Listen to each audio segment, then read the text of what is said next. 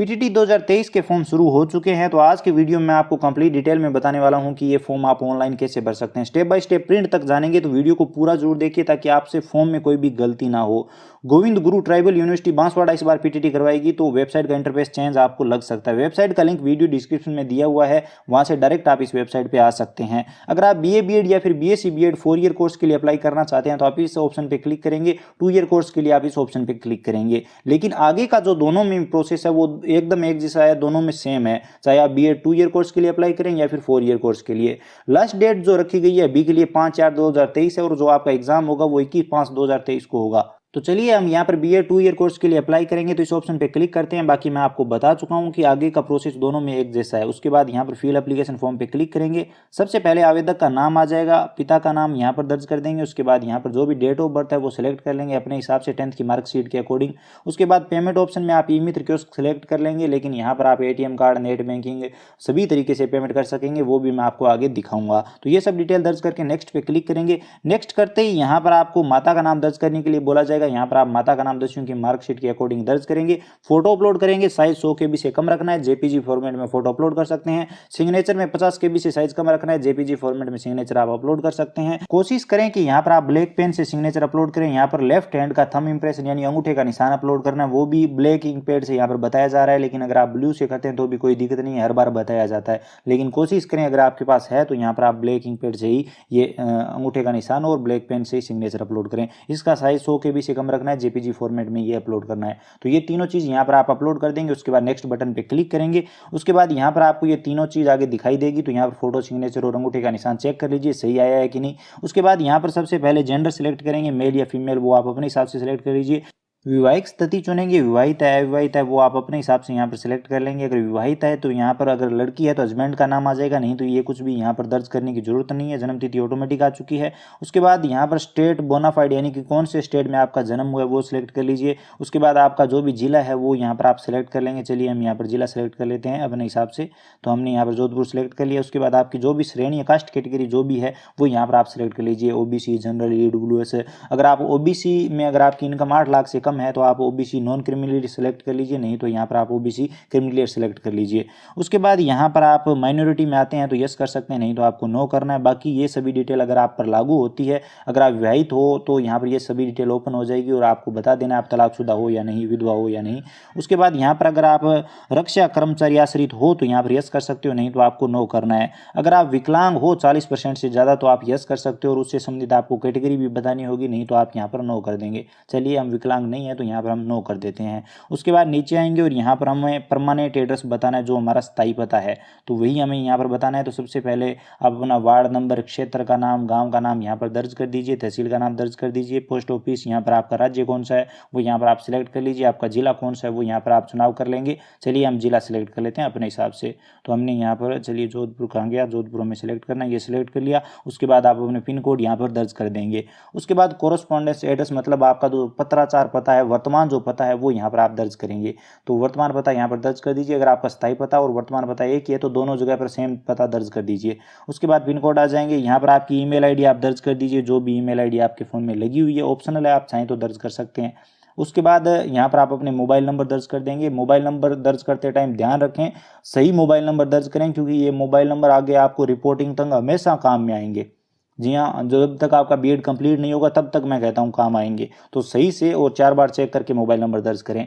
यहाँ पर faculty of graduation चुनेंगे, आपके पास कॉमर्स था, साइंस था, आर्ट था, वो आप अपने हिसाब से यहाँ पर सिलेक्ट कर लीजिए। चलिए हम यहाँ पर आर्ट सेलेक्ट कर लेते हैं। अब आगे यहाँ पर टीचिंग सब्जेक्ट के कॉम्बिनेशन के बारे में बताया हुआ है, तो यहाँ पर आपको एक बार ध्यानपूर्वक देख लेना चाहिए। जैसे कि अगर आप सोशल स्टडीज यहाँ पर लेना चाहते हैं तो यहाँ पर इसके आगे जो भी सब्जेक्ट दिए हुए हैं इनमें से 2 सब्जेक्ट आपके पास ग्रेजुएशन में होने चाहिए, तभी आप यहाँ पर सोशल स्टडीज ले सकते हैं। सिविक्स लेना चाहते हैं तो इनमें से 2 सब्जेक्ट, यहाँ पर जो 2 सब्जेक्ट दिए हैं इनमें से एक सब्जेक्ट आपके पास ग्रेजुएशन में होना चाहिए, तभी आप ये ले सकते हैं। तो ये बात आप ध्यान में रखना। तो यहाँ पर चेक कर लीजिए, अगर आपने कॉमर्स वगैरह ले रखा है तो उस हिसाब से चेक कर लीजिए।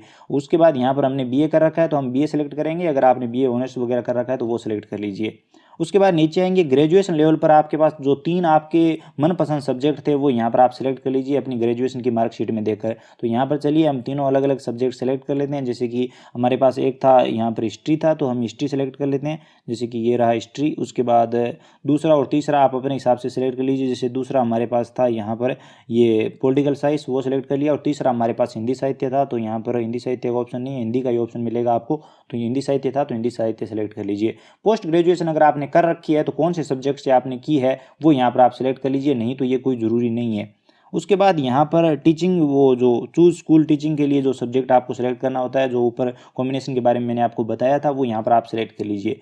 अगर आपके पास ग्रेजुएशन लेवल में सोशल स्टडीज़ के वो दोनों सब्जेक्ट थे, जैसे यहाँ पर देख लीजिए सोशल स्टडीज़ में ये जो सारे सब्जेक्ट हैं इनमें से 2 सब्जेक्ट आपके पास ग्रेजुएशन लेवल में थे, तो आप यहाँ पर सेलेक्ट कर सकते हैं। चलिए हम सोशल स्टडीज़ सेलेक्ट कर लेते हैं क्योंकि हमारे पास ग्रेजुएशन में हिस्ट्री और पॉलिटिकल साइंस था। उसके बाद सिविक्स भी हम सेलेक्ट कर लेते हैं क्योंकि पॉलिटिकल साइंस हमारे पास था। उसके बाद यहाँ पर हम हिंदी सेलेक्ट कर लेते हैं। अगर आप ध्यान से देखेंगे तो ये सब चीज़ें आपको समझ में आ जाएगी। अगर आपके पास ये दोनों सब्जेक्ट नहीं थे तो अपने हिसाब से यहाँ पर आप सेलेक्ट कर सकते हैं।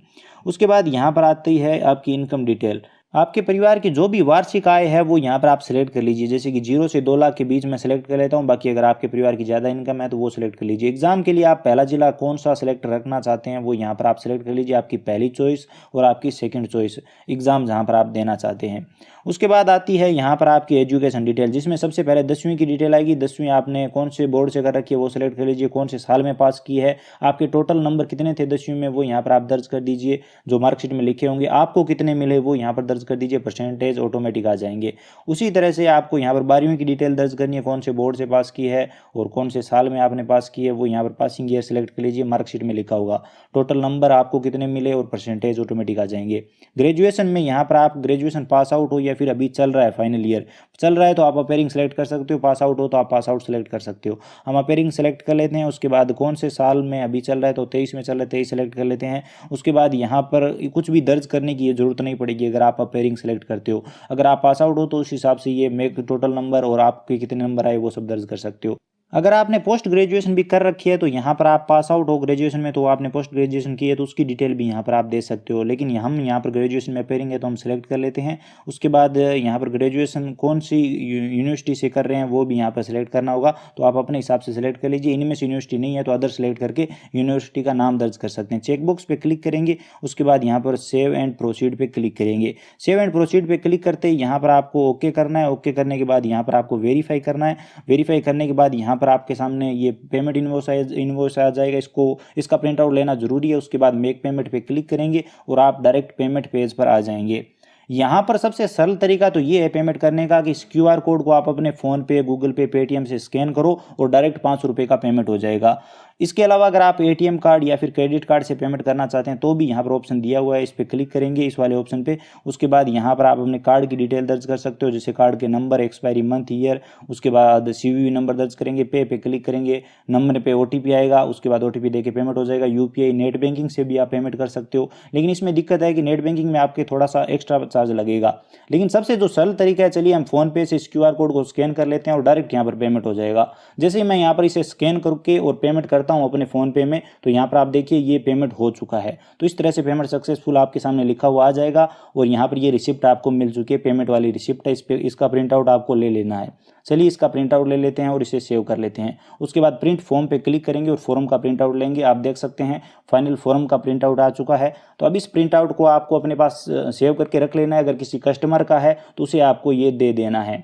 तो चलिए इसका भी फाइनल प्रिंट आउट ले लेते हैं। प्रिंट पे क्लिक करेंगे और इसका प्रिंट आउट भी लेके अपने पास सेव कर लेते हैं एक बार। अब बाई चांस अगर आप प्रिंट आउट नहीं ले पाए हो फॉर्म का, तो यहाँ से फॉर्म को रीप्रिंट कर सकते हो। दोबारा फिर कभी भी प्रिंट आउट निकालना है तो यहाँ पर आप चालान नंबर से या फिर जनरल डिटेल दर्ज करके भी नॉर्मल जो आपके पास डिटेल है, आपका नाम, पिता का नाम वगैरह, डेट ऑफ बर्थ दर्ज करके प्रिंट आउट निकाल सकते हो। तो ये भी बहुत अच्छा ऑप्शन है। इसी के साथ अगर आपने पेमेंट रिसिप्ट का प्रिंट आउट नहीं लिया है तो बाई जनरल डिटेल से भी यहाँ पर आप पेमेंट रिसिप्ट दोबारा से निकाल सकते हो अगर आप भूल गए हो किसी भी कारणवश। तो इस तरह से आप ये कंप्लीट फॉर्म भर सकते हो। उम्मीद करता हूँ आपको कंप्लीट जानकारी समझ में आ गई होगी। अगर वीडियो पसंद आया तो हमारी मेहनत के लिए लाइक जरूर करिए, अपने दोस्तों के साथ शेयर करिए। चैनल पर नए हो तो प्लीज चैनल को सब्सक्राइब करके बेल आइकन प्रेस कर लीजिए, क्योंकि PTT से संबंधित हर वीडियो आपको इस चैनल पर मिल जाएगा। इसके अलावा अगर आपके मन में कोई भी सवाल या सुझाव है, फॉर्म भरने में आपको कोई भी दिक्कत आ रही है तो आप बेझिझक कमेंट सेक्शन में बता सकते हैं। चलिए।